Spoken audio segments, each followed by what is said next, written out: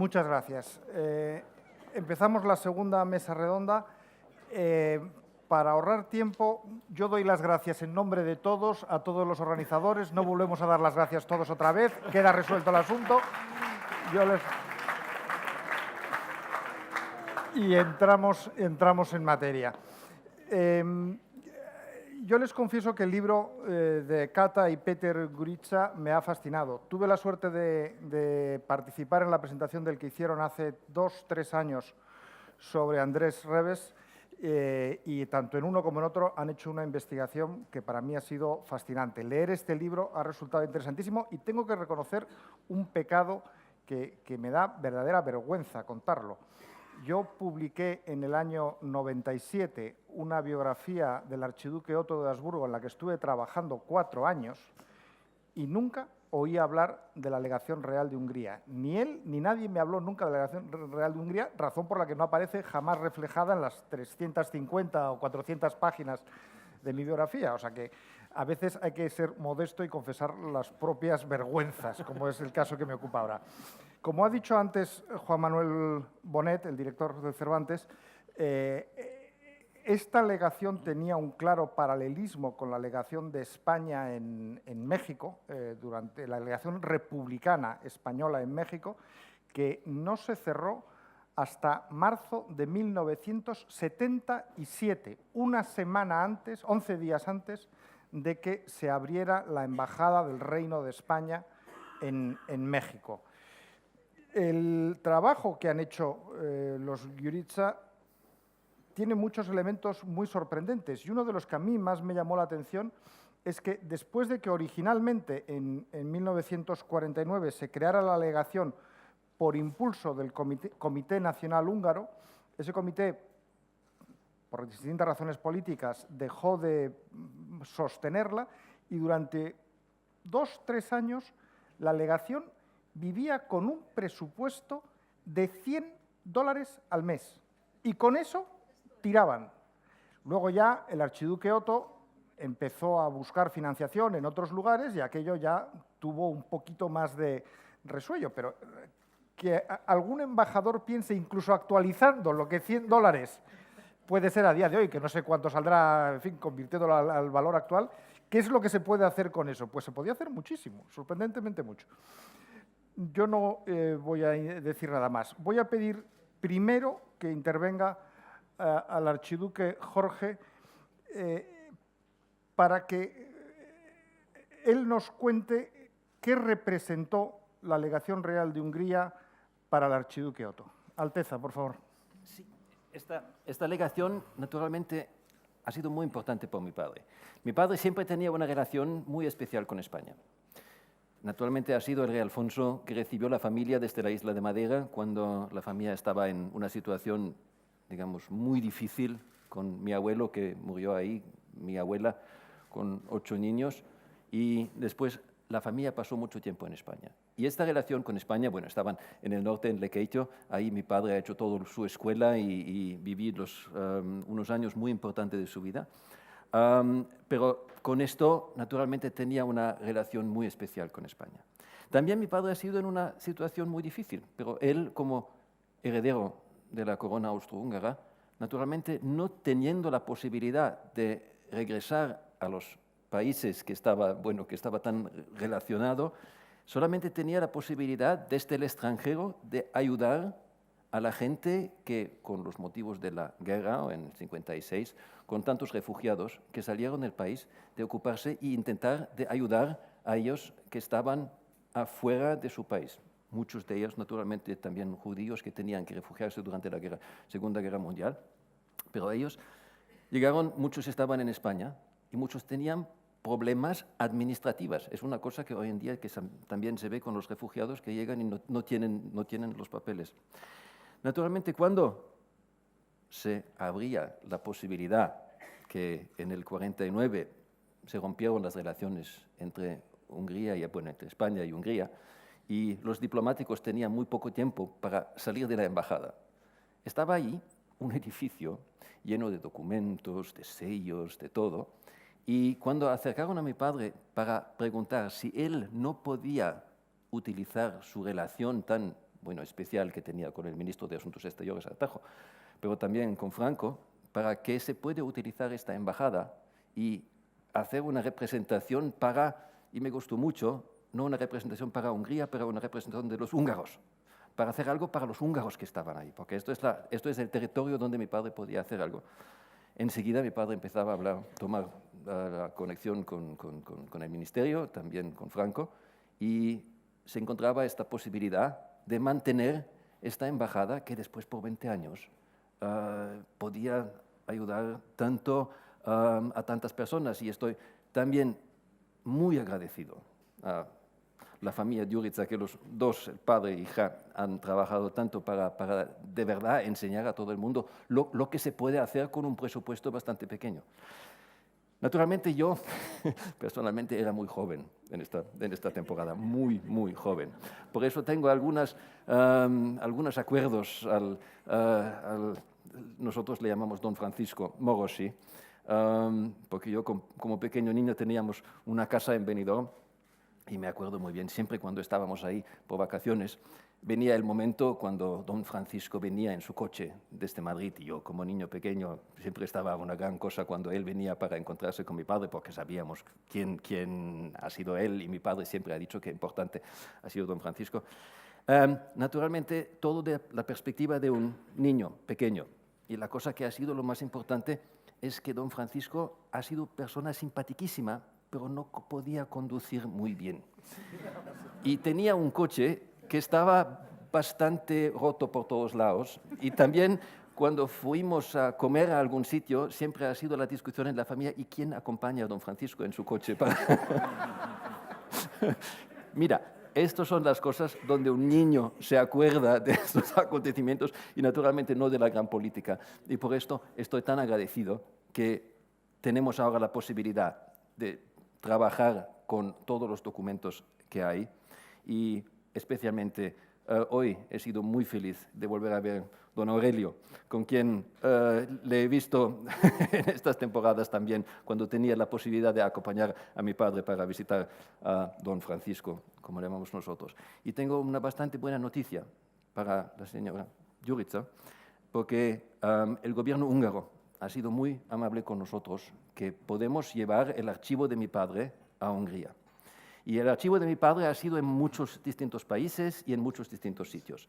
Y ahora lo vamos a juntar todo en Budapest y vamos a empezar a trabajar con este archivo que ha hecho mi padre. Ya, digamos, todas las cajas están en Budapest y ya he visto que hay algunas cajas donde está justamente Embajada Real, que están ahí. Bueno, pero vamos a trabajar con esto, pero en el futuro seguramente va a tener tiempo para buscar más informaciones. Muchas gracias.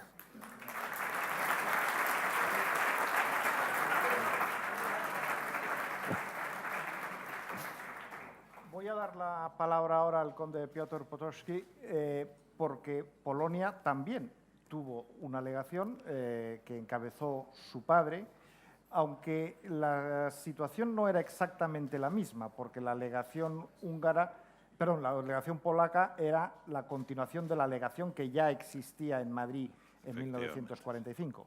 Efectivamente. Bueno, pues con la venia de sus majestades, Alteza Real, yo voy a leer porque no tengo la facilidad de palabra de mis predecesores. Intentaré lo más corto. Me interrumpes, don Ramón, si me alargo. Una cortísima semblanza de mi padre José Potocki. Nació en 1885 en Sepetuvka, hoy Ucrania. Estudió en Downside School y Balliol College en Oxford. Participó en la Primera Guerra Mundial como teniente uniéndose al cuerpo polaco del general Michaelis. Ya en Polonia independiente ingresó en 1919 en el Ministerio de Asuntos Exteriores, siendo enviado a la embajada en Londres como joven secretario de embajada y en el año 1929 como consejero de embajada bajo las órdenes del inolvidable embajador Skirmont.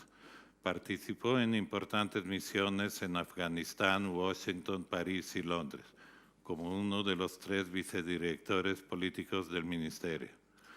Como persona, mi padre fue descrito por el ministro Marosi en un entrañable obituario del diario Ya en 1968 de la siguiente manera.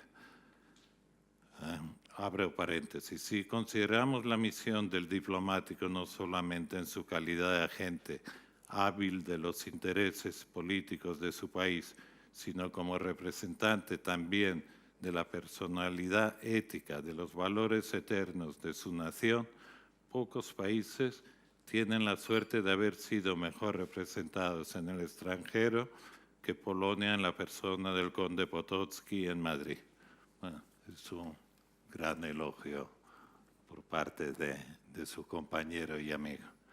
Al comenzar la Segunda Guerra Mundial se ve obligado a evacuar con el ministro Beck a Rumanía y después de numerosas vicisitudes llega a Francia, donde se formó un nuevo gobierno polaco en el exilio.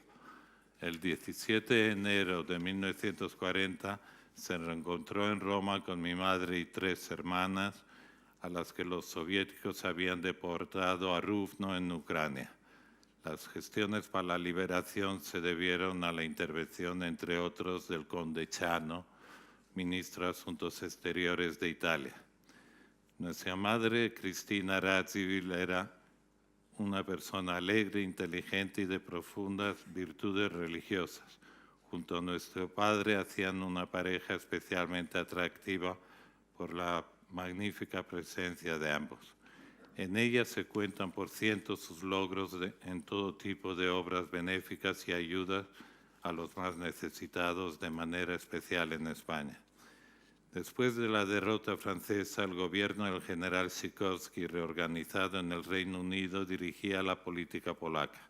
José Potocki, a pesar de habérsele ofrecido la cartera de Asuntos Exteriores, prefirió aceptar el cargo de delegado de la Cruz Roja polaca en Lisboa, importante centro desde donde se organizó la ayuda a innumerables personas que se hallaron en difíciles condiciones, tanto en Portugal como en otros países, especialmente en Polonia y en los campos de concentración de Alemania. Se llegaron a enviar más de 35.000 paquetes al mes, lo cual representaba una logística y dotes de negociación especiales para asegurar la recepción de dichos envíos a sus destinatarios en toda Europa. En 1944, José Potocki fue destinado a Madrid para hacerse cargo de la legación de Polonia como encargado de negocios. En principio estaba previsto que entregara sus credenciales al jefe del Estado, pero finalmente y por mutuo acuerdo se tramitó este acto con el entonces ministro de Asuntos Exteriores, general conde Jordana. Desde los primeros momentos, el duque de Alba, a quien conocían desde los años 20, les ofreció su apoyo y amistad inquebrantable. No voy a enumerar a muchos otros, ya que la lista sería interminable. Sí debo mencionar a Alberto Martín Artajo y a Fernando María Castella, de los cuales recibieron una amistad y continuo apoyo, sin los cuales la muy fructífera labor a nivel diplomático, político y social no habría sido posible. El normal funcionamiento de la Cancillería y sección consular de la legación hasta el fallecimiento de nuestro padre en 1968 es un caso único en el mundo que miles de polacos de todos los continentes nunca olvidarán. Por otra parte, las excelentes relaciones de mis padres con el cuerpo diplomático destinado en Madrid les permitía también explicar y en muchos casos convencer a las embajadas occidentales de todos los logros positivos que estaba consiguiendo el régimen español y que por lo tanto correspondía de alguna manera apoyarlo.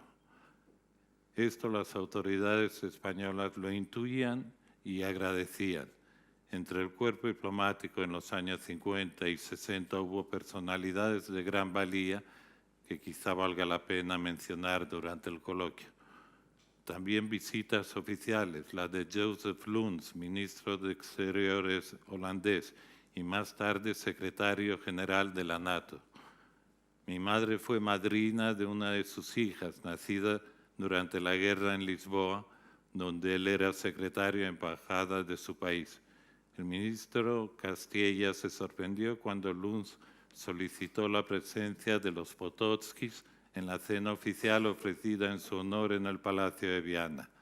Asimismo, las visitas del famoso general Anders, héroe polaco de Montecassino, que fue cordialmente recibida por el jefe del Estado español.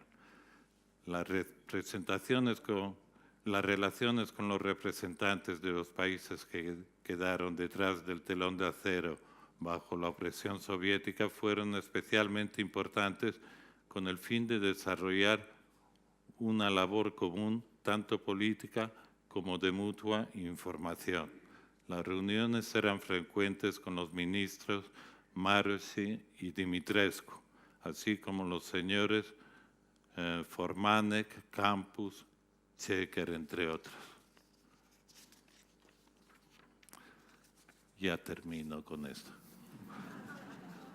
Una mención especial merece los encuentros de mis padres con el presidente Kennedy y su esposa Jackie en 1961 en Londres, donde el presidente y mi madre apadrinaron a la hija de nuestro tío Stanislao Radziwiłł, casado con Lee Bouvier. La ceremonia del bautismo por el desarrollo del mismo impresionó mucho al presidente. En el trayecto de vuelta se entabló una conversación sobre la importancia del bautismo en todo ser humano. La conversación se interrumpió a la llegada del coche a la residencia de mis tíos, donde se celebró una recepción con la asistencia del primer ministro Macmillan, general Anders y otros muchos. El 9 de noviembre de 1963, mis padres llegaron a Washington, invitados por el embajador Antonio Garrigues. Jackie se enteró de su llegada y les invitó a cenar el 12 de noviembre. Aparte, mis padres asistieron un mutuo amigo, Arcadi Guerne, acompañado de Miss Anne Ford, los señores de Segonzac, el corresponsal de François, en total 8 personas. Cuando llegó el presidente, después de saludar a todos, se dirigió a mi madre con las últimas palabras pronunciadas 2 años y medio antes sobre la importancia del bautismo, que como lo definía mi madre era el día más importante en la vida de un ser humano. Fue sorprendente que el presidente se acordara de cada frase del anterior diálogo, como en principio no estaban de acuerdo.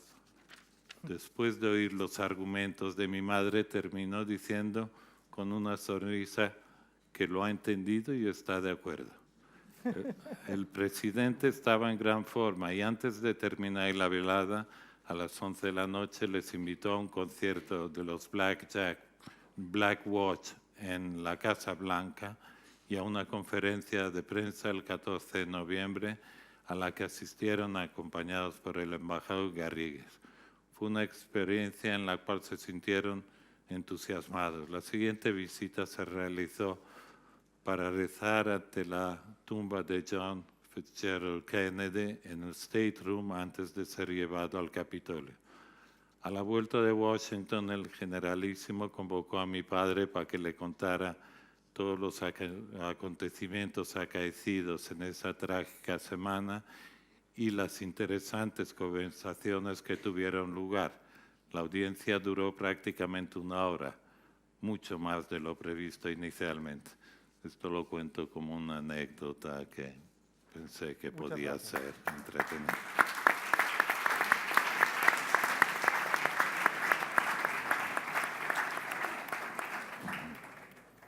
Hemos hablado de 2 países que tenían una legación en Madrid y el caso de Bulgaria es distinto.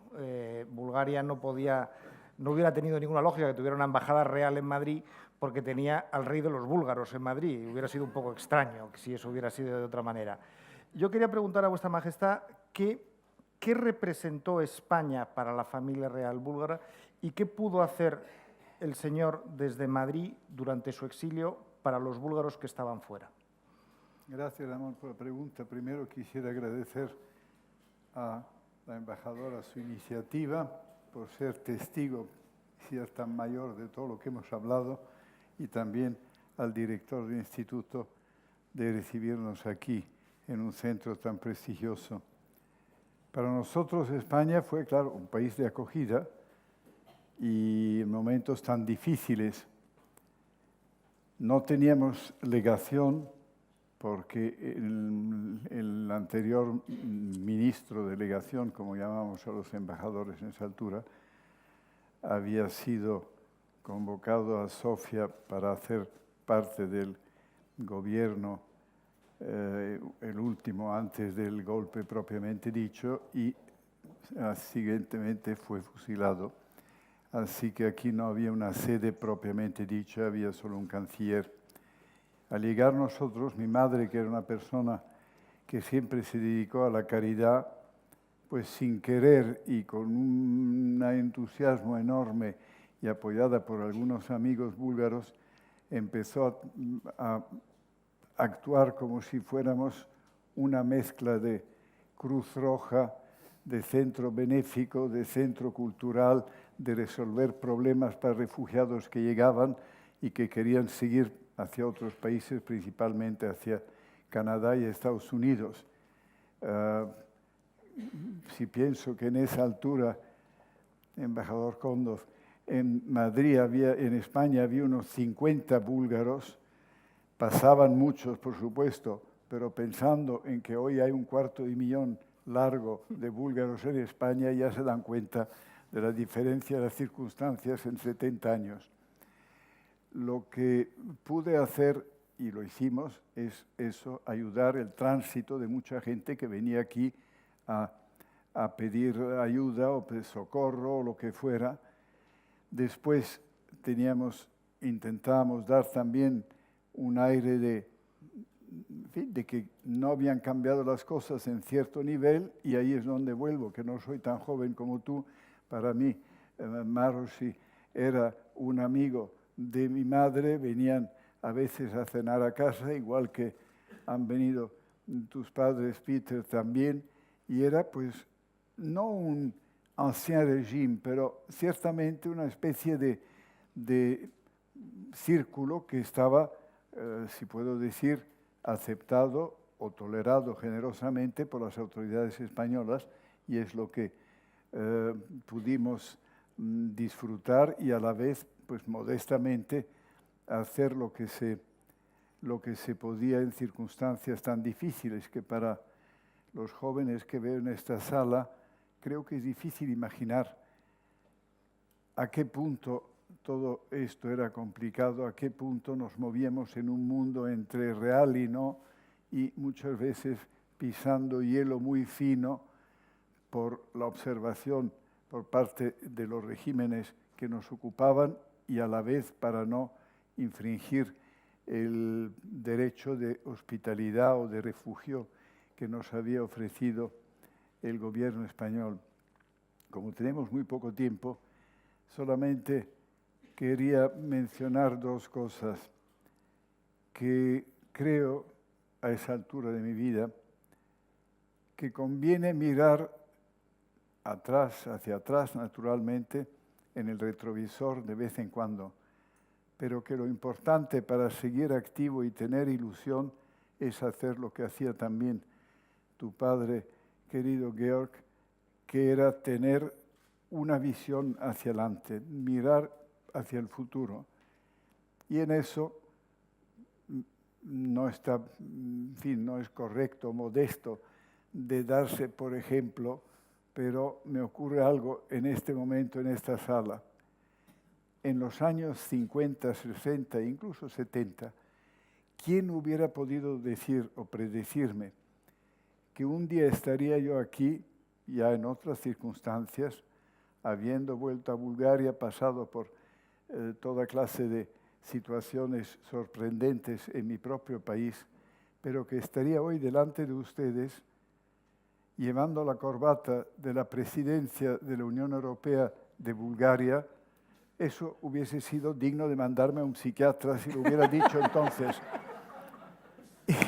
Y lo último que quisiera compartir, y eso es con usted, señora embajadora, es que traigo, para entregárselo, una carta fechada el 2 de noviembre por parte del Generalísimo, que me escribe contestando a una carta, 2 de noviembre del 56. Teníamos la radio nacional española en búlgaro y el embajador Perico Prat, que se mencionó antes, me dijo, mira, tú eres muy joven, estás exilado aquí, te aconsejo antes de hablar por esa radio, donde naturalmente teníamos derecho, de dirigirte y pedir la venia al jefe del Estado.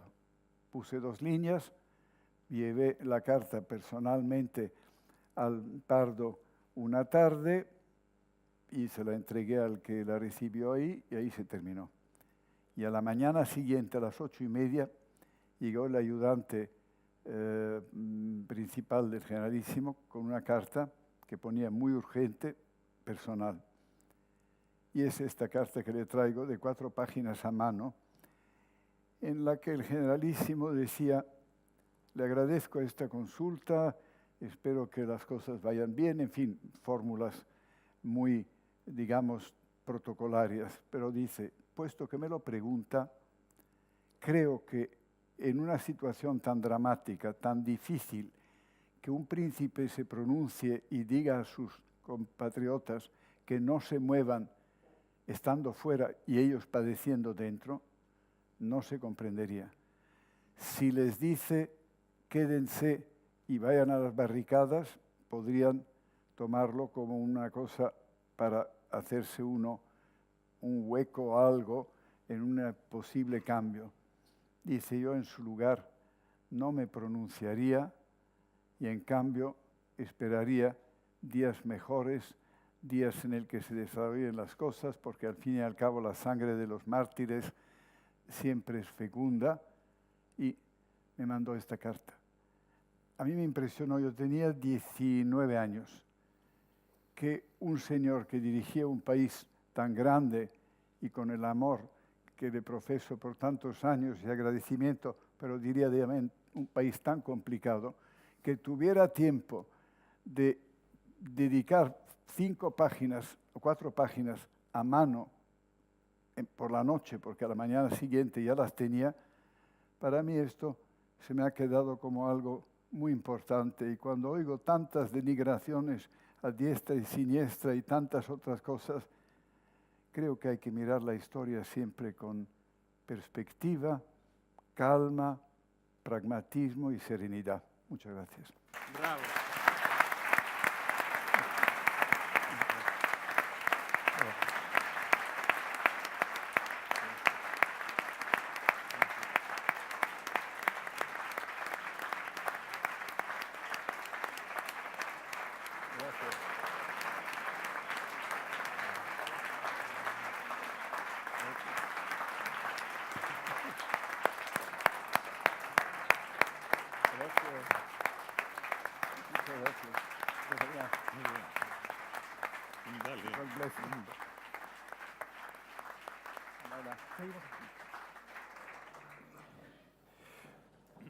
Majestad, gracias por esta lección que nos ha dado a todos. Vamos a poder recibir preguntas para los 3 ponentes. Quien quiera preguntar, que por favor levante la mano. Yo voy a hacer una primera pregunta que tiene que ver... hemos oído de los 3 el papel que jugaron las 2 legaciones y lo que hizo Su Majestad para ayudar a los compatriotas del exilio. Pero, desde luego, la legación húngara y creo que también la polaca y Su Majestad también pudieron tener algo de actividad política. Vuestra Majestad nos acaba de decir esa carta ese intercambio de cartas que tuvo con Franco en relación con ese tipo de actividad, pudo celebrar en Madrid su mayoría de edad y jurar la Constitución, que era un acto de claro contenido político. La Embajada Real de Hungría, en los años de la Revolución de 1956, tuvo un papel muy activo. Si podemos, por ejemplo, en el caso de Hungría, el archiduque Otto intentó utilizar mucho poco algo la Embajada de Hungría políticamente? Digamos, seguramente no muy activo. Mi padre siempre, bueno, él también tenía un montón de cosas que hacer, pero naturalmente mantuvo una relación muy especial con la embajada y con la legación en este caso. Yo pienso, por ejemplo, una cosa que ha sido importante en el 56 es toda la cuestión, cómo reaccionaron las Naciones Unidas en esta cuestión.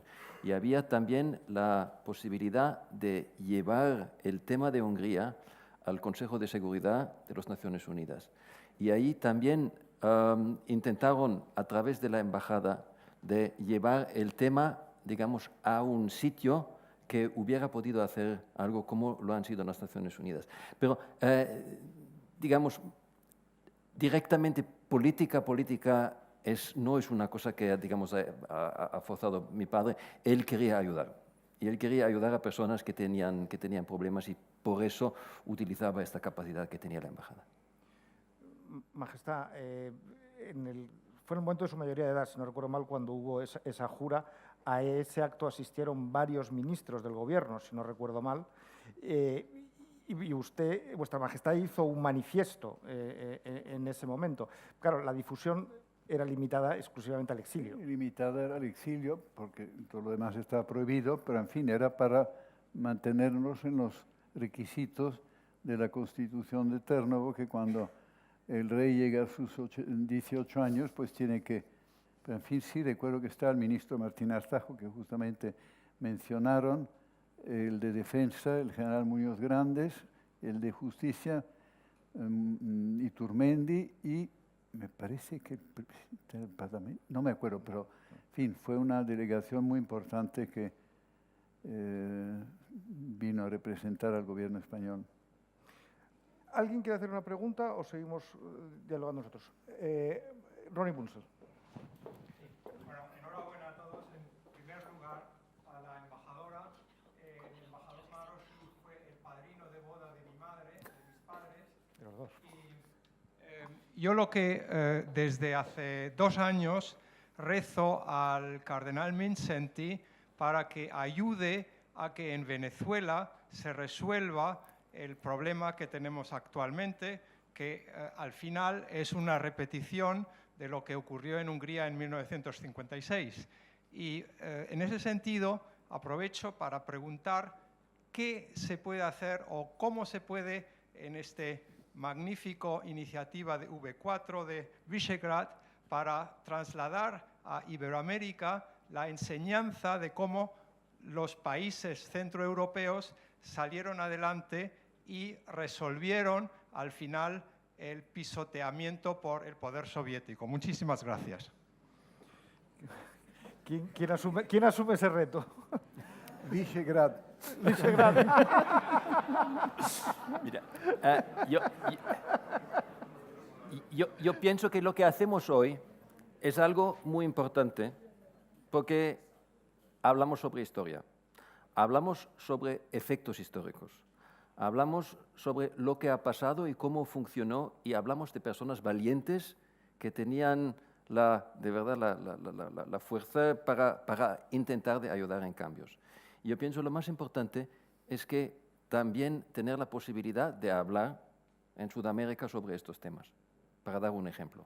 Naturalmente, cómo hacerlo, y cómo hacerlo técnicamente, y cómo hacerlo para que se efectúe una conferencia o una exposición ahí, eso es una otra cosa. Pero yo pienso que es muy importante que la historia sigue un poco viva con estas conferencias y que aprovechamos de acontecimientos, aprovechamos de días históricos para hablar de la historia y de aprender de la historia para no cometer los mismos errores otra vez. Gracias.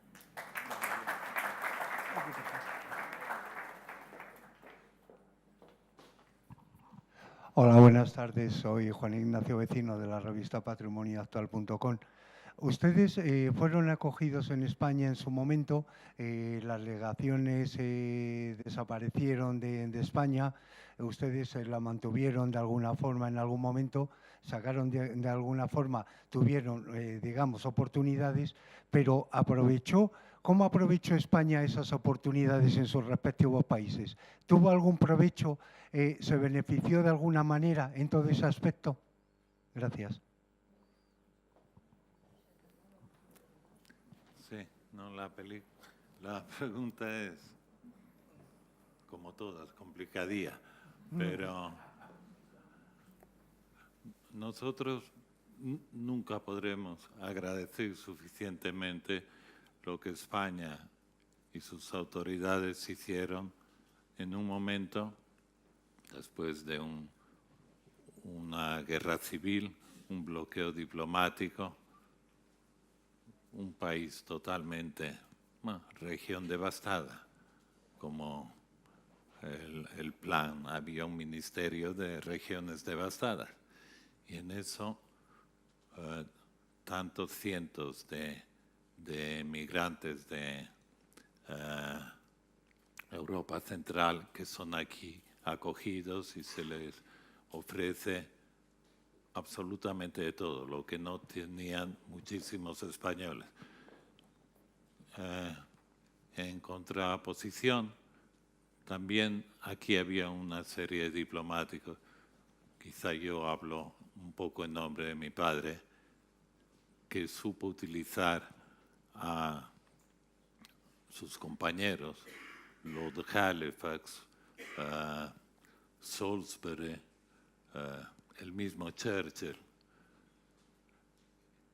les intentaba convencer o explicar la situación española, y en ese sentido, en las embajadas diplomáticas en Madrid, las occidentales especialmente, pues sí se podía ayudar, y en muchos casos embajadores que hubo aquí como americanos, Griffiths, Lodge, Biddle,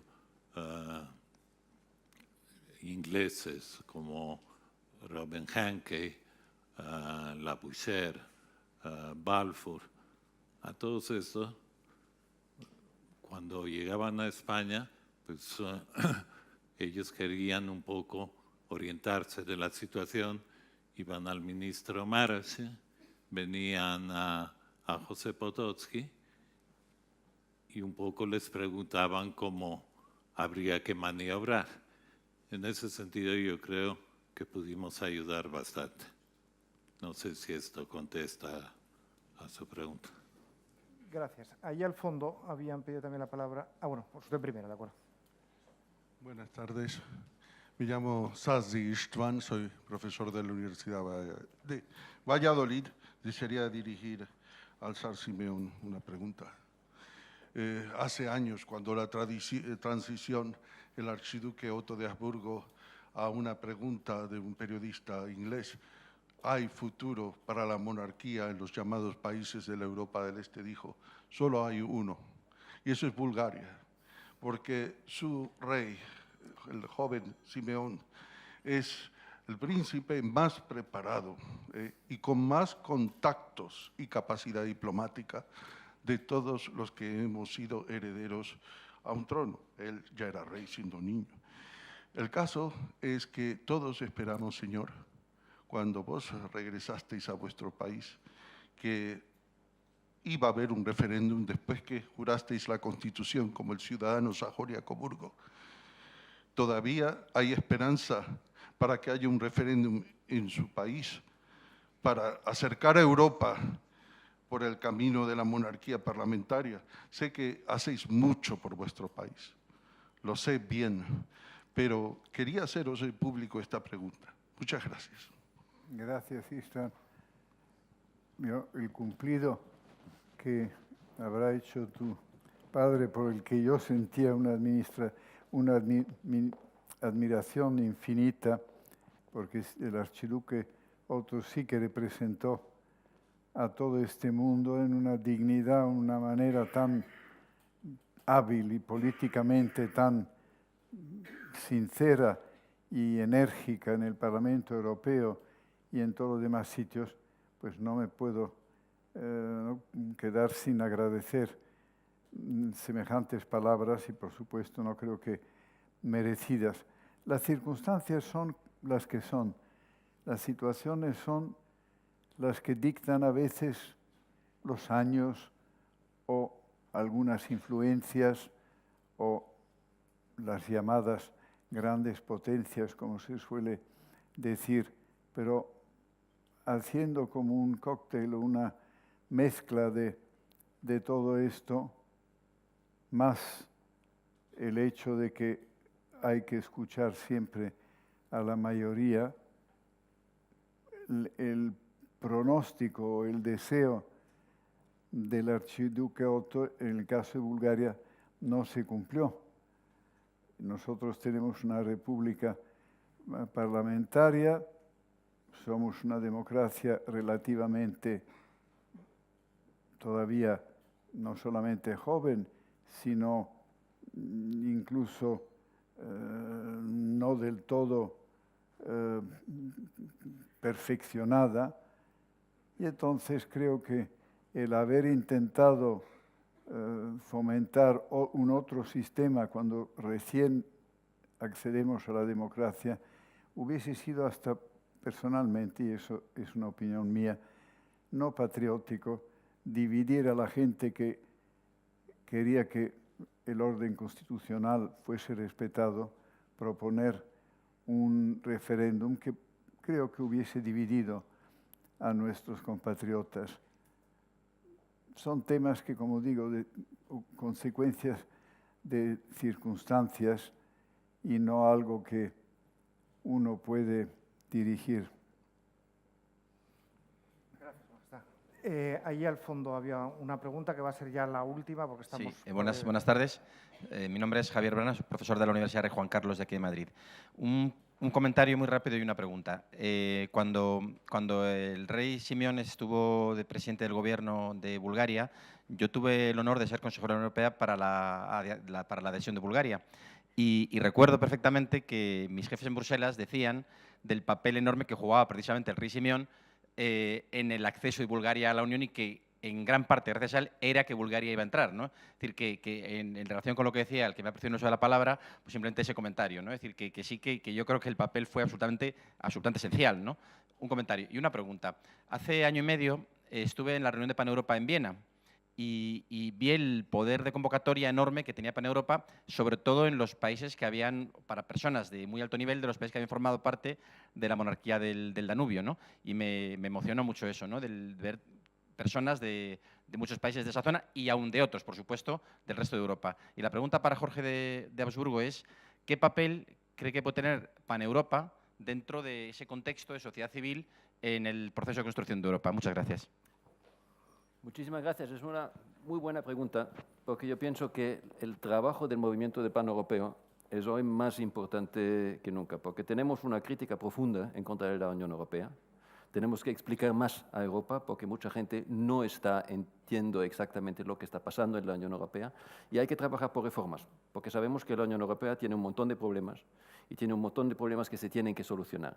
Pero naturalmente, el trabajo que el movimiento paneuropeo ha hecho es de siempre hablar que Europa no, digamos, la Unión Europea no se acabó, tiene que crecer, que hay países que están listos para entrar en la Unión Europea, hay países que esperan mucho de acercarse lo más posible a la Unión Europea.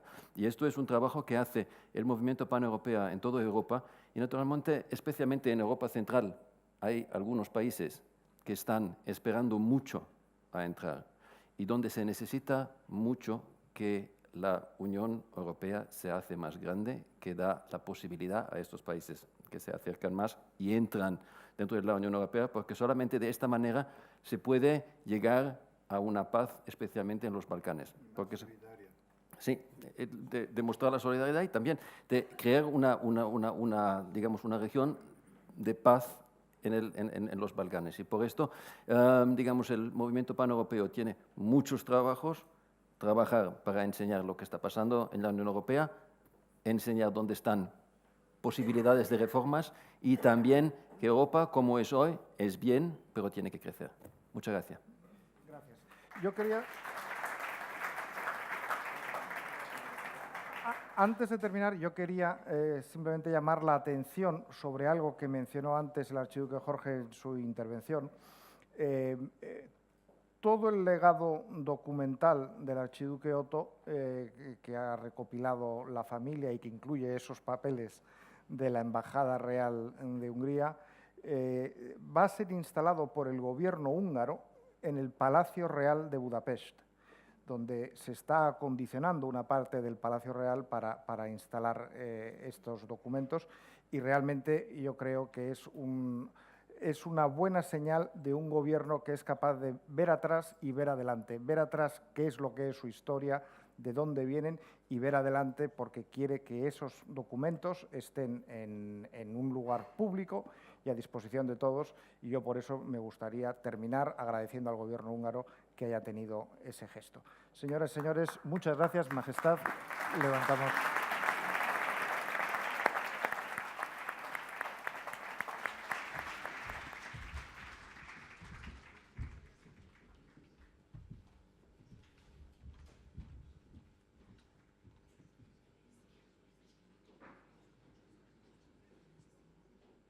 Pues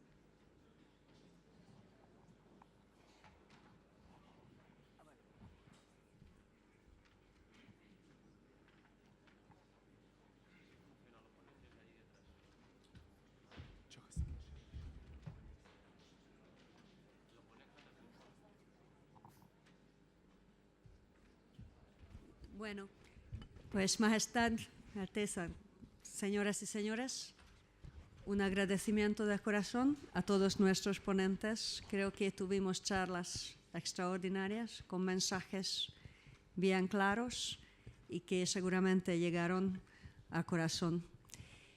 Si me permiten, quisiera entregarles unos pequeños regalitos de parte de nuestra embajada para recordar algunas cosas para tomar con amigos y, bueno, algo de nuestros tesoros de que estamos tan orgullosos como los españoles de sus productos típicos nacionales.